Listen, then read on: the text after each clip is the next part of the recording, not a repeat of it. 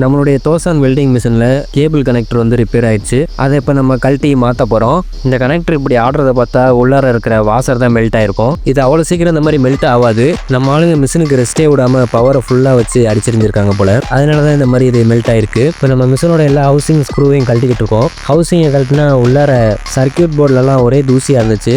Circuit போர்டில் பார்த்தீங்கன்னா ஏகப்பட்ட காம்பனன்ட்ஸ் இருக்குது. கெப்பாசிட்டரு, இண்டக்டரு, ரெகுலேட்டரு, இது மாதிரியான காம்பனன்ட்ஸை பார்க்கலாம். இதுதான் மெல்ட் ஆன பார்ட்டு.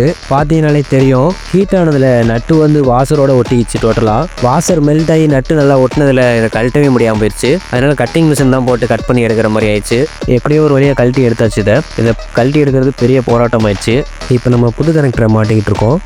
இதை மாட்டும் போது கேர்ஃபுல்லாக பண்ணணும். சர்க்கியூட் போர்டை வந்து டேமேஜ் ஆக்கிடக்கூடாது. 2 கனெக்டரையும் மாட்டியாச்சு. மிஷினை ரெடி பண்ணோடனே நம்ம ஆளுங்க கொளுத்த ஆரம்பிச்சிட்டாங்க.